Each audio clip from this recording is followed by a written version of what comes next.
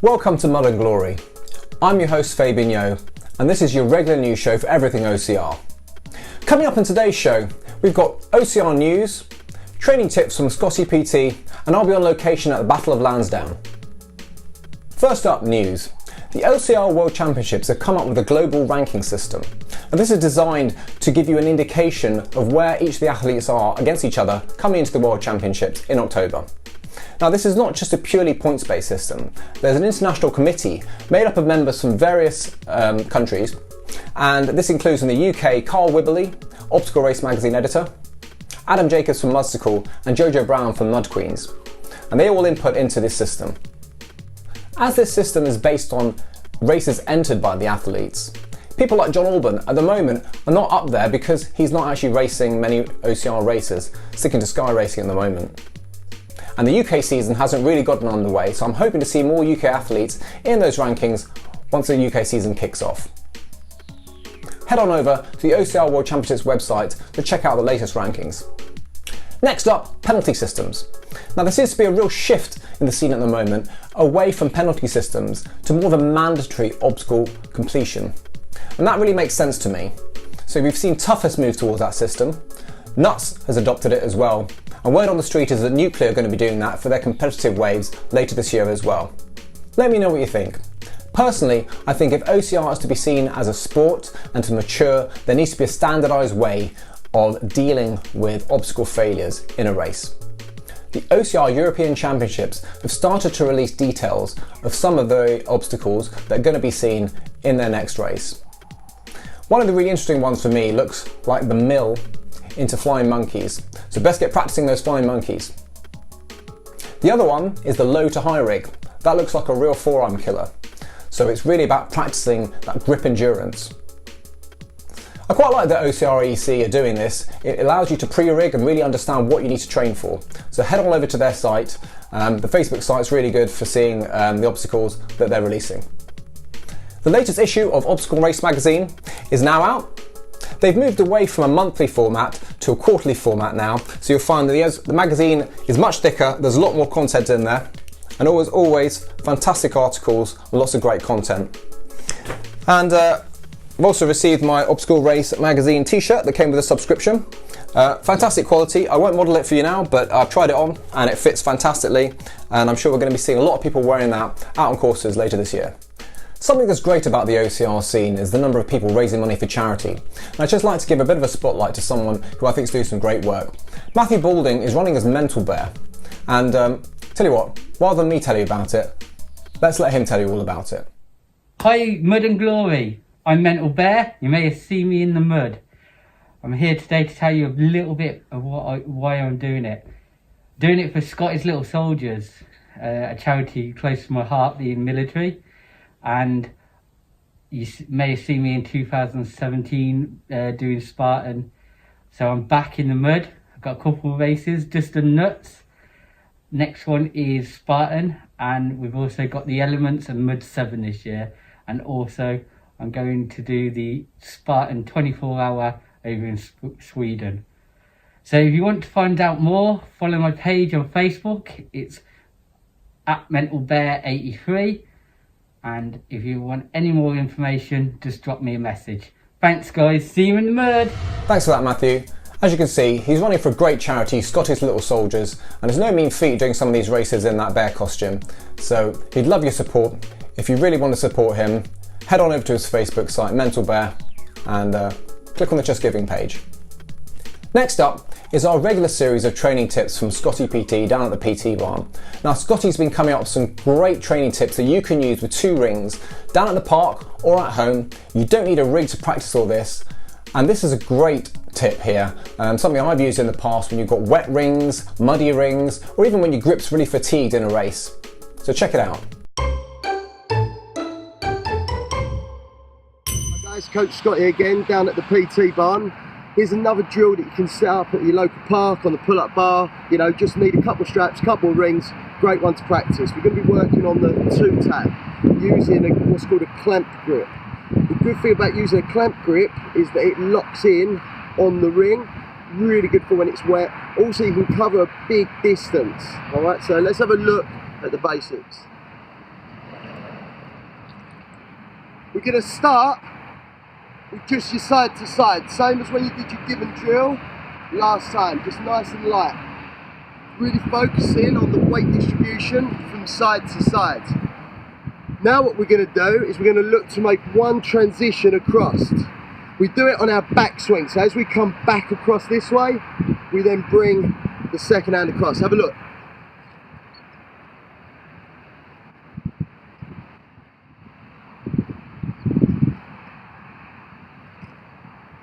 Now, one thing that's really important when you do this is that the hand which is on the ring you're going to with the second hand is a little bit higher up.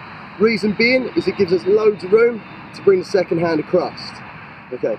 Next thing we're going to do is look to try and get back in. Quite tricky when you're working on two rings so close together. Have a look.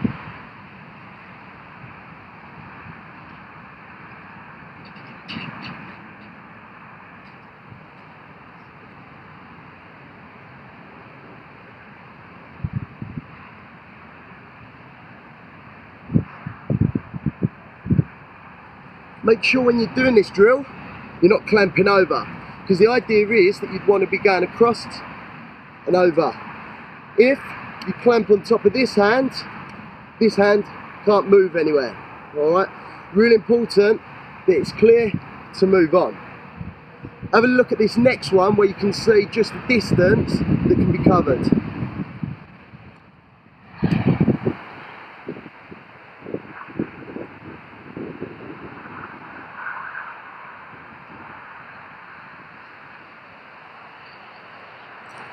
A lot of people think that this drill's a lot slower than the given technique. Not at all. If you actually look, it's still a backswing followed by a double distance reach.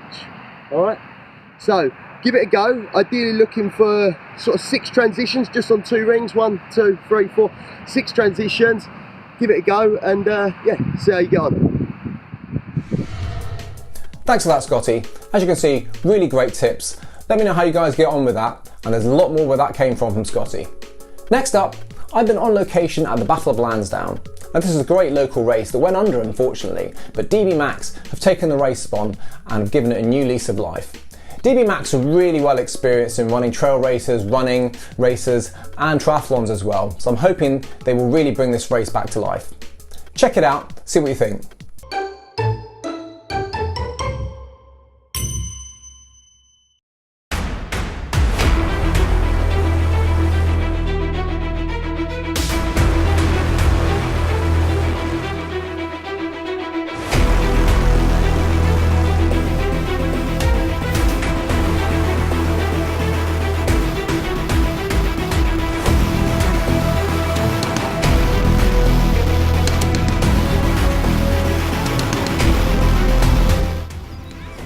I'm here this morning at the Battle of Lansdown, which is a great local race to me. It's a very foggy morning today, so I'm hoping the footage is actually going to be alright for you to see anything. I'm waiting here at the death slide today, which is a fantastic death slide. Pretty cold this morning, actually about 4 degrees, so I think they're going to get a bit of a shock when they come into that water today. And this little section here has some rings and a few other obstacles as well, so it's quite a good place to be. We'll see if we can catch some action.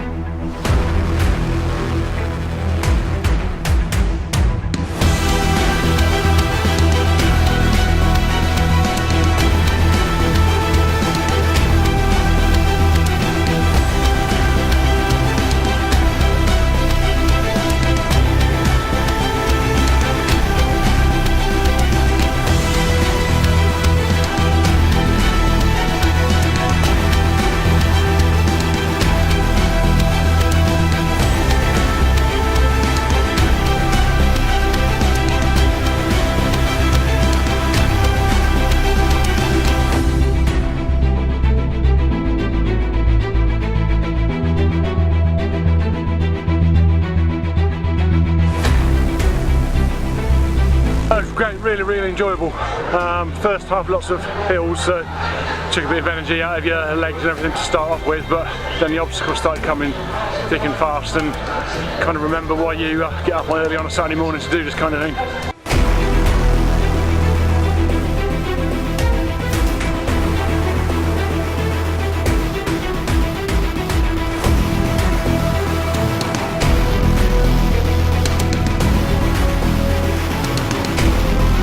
It was really fun, hard but fun, very uphill at points. Holly's fitness is a lot better than mine. My running, your strength. Yeah. Together we're like a machine. But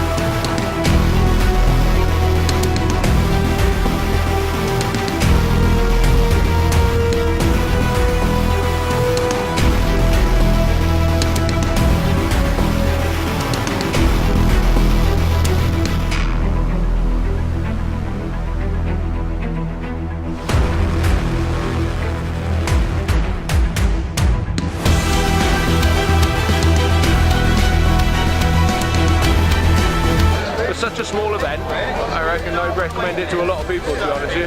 Nice location, nice, you can see the event set up here. It's awesome, everything you need really.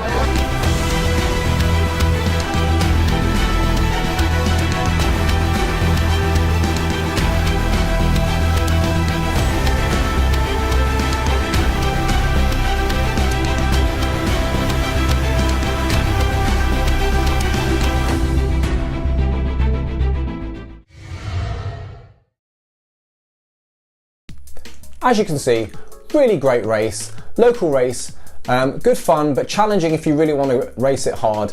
And because it was a Mudscore League scorer, you could see that there were some top racers out there. I'd urge you to definitely check it out when you see it on your calendar.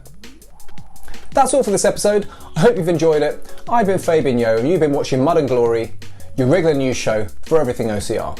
I'll catch you next time.